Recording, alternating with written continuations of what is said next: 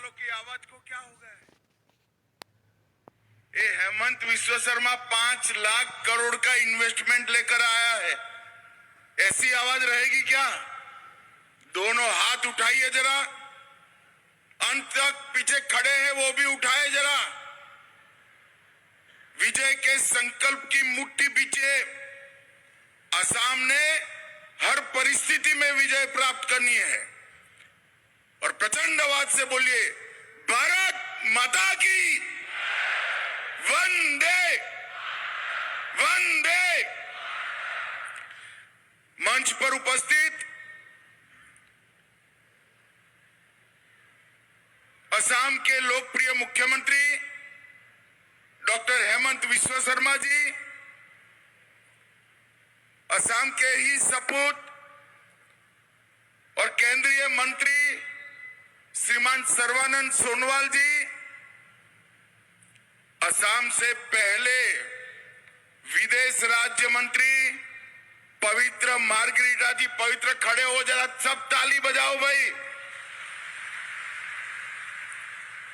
असम गण परिषद के नेता और असम सरकार के मंत्री भाई अतुल बोरो जी, असम की वित्त मंत्री बहन अजंता जी, असम के मंत्री केशव महंतो जी, श्री पीयूष हजारिका जी, श्री रूपेश गोवाला जी और हमारे भारतीय जनता पार्टी के नेता और असम के प्रभारी, तुम भी आगे आओ भाई।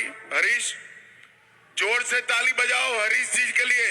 हरीश त्रिवेदी जी, केंद्रीय गृह सचिव श्रीमान गोविंद मोहन जी, असम के ही सपूत और डीआईबी श्री तपन कुमार डेका जी, हमारे सांसद कामाख्या प्रसाद तासा जी, भवेंद्र नाथ बराली जी, मृणाल सैकिया जी, विश्वजीत फुकन जी, हरमीत सिंह जी, डीजीपी असम श्री अजय तिवारी जी और आज लसित बरफुकन पुलिस एकेडमी के लोकार्पण पर आए हुए, इतनी विशाल संख्या में आए हुए असम के प्यारे भाइयों बहनों को मेरा प्यार भरा नमस्कार। सबसे पहले मैं मां कामाख्या को शीश झुकाकर प्रणाम करता हूं। श्रीमंत शंकर देव जी की महान परंपरा को भी शीश झुकाकर प्रणाम कर मेरी बात की शुरुआत करना चाहता हूं। मैं असम में आया हूं, आज लसित बरफुकन जी के नाम पर पुलिस एकेडमी का लोकार्पण हो रहा है, दूसरे चरण का भूमि पूजन भी हुआ है। मैं भारत के वीर सपूत और महान योद्धा जिन्होंने मुगलों को उल्टे पैर असम से दिल्ली तक वापिस भेजा था, वो लसित बरफुकन को प्रणाम कर मेरी बात की शुरुआत करना चाहता हूं। ये पुलिस एकेडमी जिस तरह से विजुलाइज की गई है, उसका पहला चरण जमीन पर उतारा गया है, दूसरे चरण का मैं पूरा क्रियान्वयन कैसे होगा वो देख कर आया हूं। एक प्रकार से भारत भर की पुलिस एकेडमी में हमारे आसाम की पुलिस एकेडमी ये 5 साल में नंबर 1 बनने वाली है, नंबर 1 बनने वाली। इसके लिए तो हमारे हेमंत विश्व शर्मा जी को मैं जरूर बधाई दूंगा, परंतु साथ में मैं विशेष बधाई देना चाहता हूं कि इन्होंने इसका नामकरण लसित बरफुकन के नाम से किया है। ये महान योद्धा जिसने असम को मुगलों के सामने विजय दिलाई, और मैं असम सरकार को बहुत बहुत बधाई और अभिनंदन करना चाहता हूं। भाइयों बहनों, मैं 7 साल का था तब मुझे लसित बरफुकन के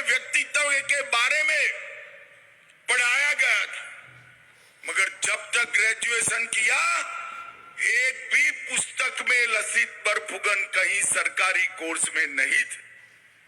लसित बरफुकन को सिर्फ आसाम तक सीमित किया गया था। आज लसित बरफुकन की जीवनी 23 भाषाओं में अनुवादित होकर देश भर की लाइब्रेरियों में बच्चों के लिए उपलब्ध है। वो बच्चों को प्रेरणा देने का काम कर रहे हैं और देश के 8 राज्यों के इतिहास के पुस्तक में लसित बरफुकन पर एक प्रकरण डालने का काम भी हेमंत विश्व शर्मा के प्रयास से आज हो रहा है। आसाम के इस वीर सपूत को पूरे देश की जनता जाने और उनसे प्रेरणा प्राप्त करे, इसका काम हुआ है। आज ये एकेडमी 167 करोड़ के खर्चे से इसका पहला चरण बना है और जो हेमंत जी ने डिटेल आप लोगों के सामने रखी, इसके हिसाब से तीनों चरण होकर 1050 करोड़ रुपया खर्च होगा। तब ये एकेडमी पूरे भारत की सबसे अच्छी पुलिस एकेडमी बनेगी, इसमें मुझे पूरा विश्वास है। कई प्रकार की आधुनिक सुविधाएं इस एकेडमी के अंदर समाहित की गई। और मित्रों, आज एक बात मेरे जैसा, मैं विद्यार्थी काल से आसाम आया हूं। आसाम में मैंने डंडे भी खाए हैं कांग्रेस सरकार के। साइकिया जी मुख्यमंत्री थे, हम नारा लगाते थे, आसाम की गलियां सुनी है, इंदिरा गांधी खूनी है। और हम पर गुवाहाटी में डंडे लगाए थे। 7 दिन मैंने असम की जेल की रोटी भी खाई है। देश भर के लोग असम को बचाने के लिए यहां आए थे। वहां से लेकर असम ने लंबा आंदोलनों का दौर देखा है। असम की पुलिस अन्य राज्यों में ट्रेनिंग के लिए जाती थी। आज मैं असम सरकार को बधाई देना चाहता हूं। 8 साल में ऐसा परिवर्तन हुआ। ये लसित बरफुकन एकेडमी में 2000 पुलिस कर्मी गोवा और मणिपुर के ट्रेनिंग लिए हैं। हमारा असम शांत हो गया है। असम आगे बढ़ने के लिए तैयार हो गए। असम विकास के रास्ते पर आगे बढ़ा है। ये 10 साल में देश के नेता और प्रधानमंत्री नरेंद्र मोदी जी के नेतृत्व में असम के लिए बोडो समझौता हुआ, 2020 में कार्बी समझौता हुआ, 21 में आदिवासी शांति समझौता, 22 में उल्फा समझौता, 23 में असम मेघालय बॉर्डर समझौता, 23 में और असम अरुणाचल बॉर्डर समझौता भी हुआ। 10,000 से ज्यादा युवाओं हथियार डालकर मेन स्ट्रीम में आए हैं।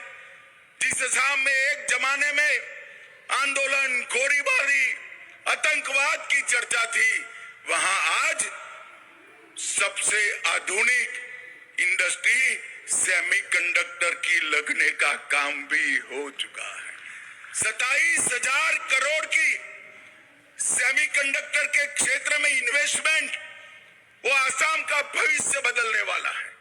अभी असम के निवेश के लिए यहां शिखर सम्मेलन हुआ। 5,18,000 करोड़ के निवेश के लिए एमओयू हुए। मैं पूरे विश्वास से कहता हूं, इसमें से ज्यादातर जमीन पर उतरने वाले हैं।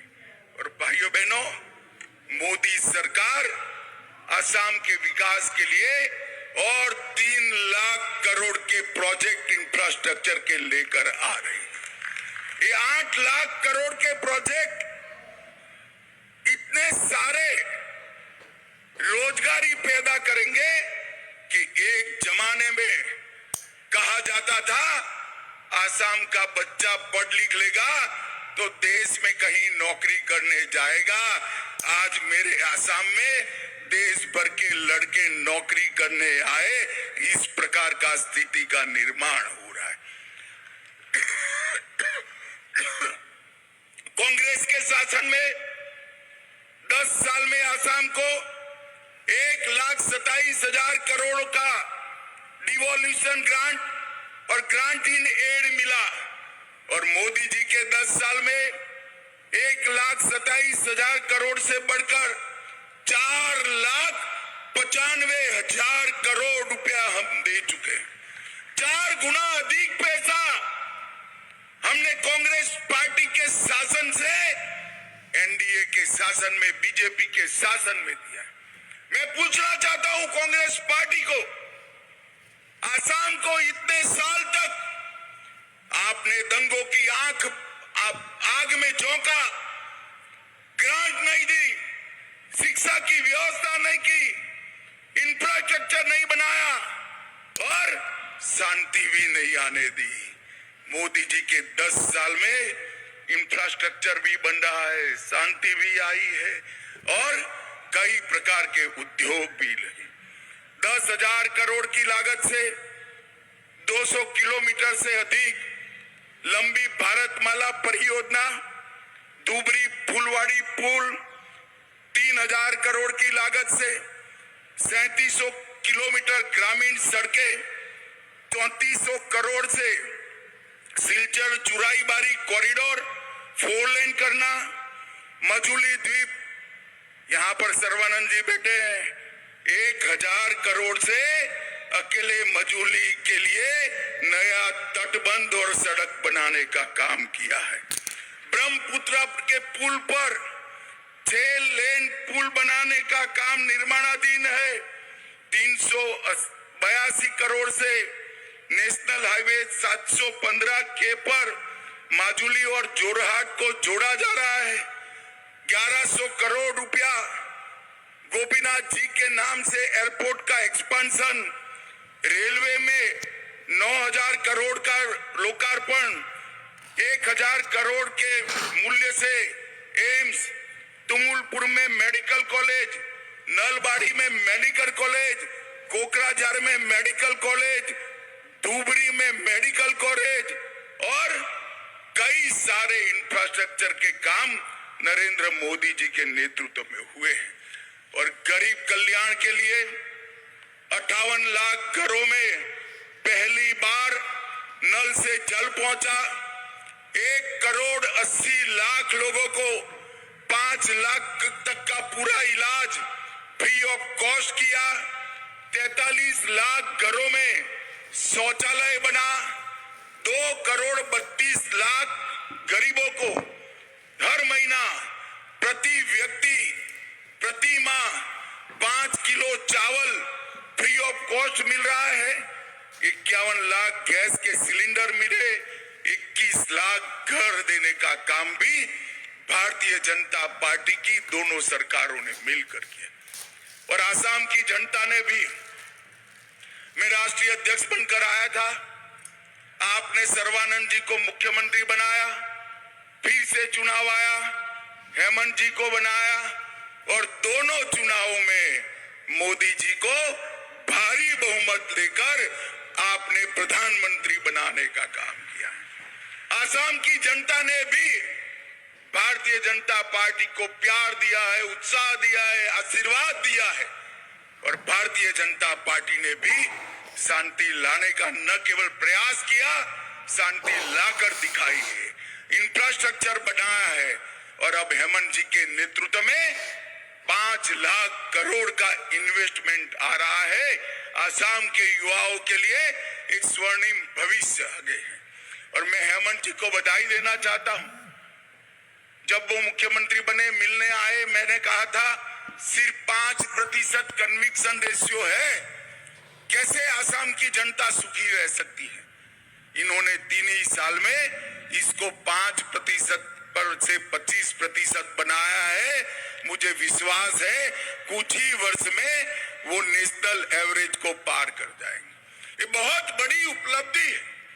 पहले कोई एफआईआर लिखाना नहीं चाहता था, पुलिसिंग सिर्फ और सिर्फ टेररिस्टों के सामने लड़ने के लिए होती थी, आज नागरिक के अधिकारों के लिए हो रही है।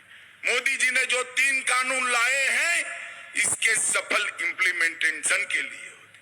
आज मैं यहाँ देहगांव में आप सभी को हृदय पूर्वक की बधाई देना चाहता हूं कि आज जो एक बीज बोया है ये बहुत बड़ा वटवृक्ष बनेगा और न केवल आसाम, पूरे नॉर्थ ईस्ट के पुलिसिंग के लिए एक काशी बनेगा, इसका मुझे पूरा विश्वास है और यहीं से शांति की नई शुरुआत होगी। भाइयों बहनों, मैं भारतीय जनता पार्टी को आप लोगों ने जो समर्थन दिया है, हर चुनाव में जब भी हम झोली लेकर आए आपने कमल से हमारे झोली को भर दिया है, इसलिए समग्र आसाम की जनता का मैं आज के मौके पर हृदय पूर्वक धन्यवाद करना चाहता हूं। आप सभी को फिर से एक बार बहुत बहुत बधाई। मेरे साथ एक बार जोर से बोलिएगा, भारत माता की वंदे वंदे वंदे। बहुत बहुत धन्यवाद।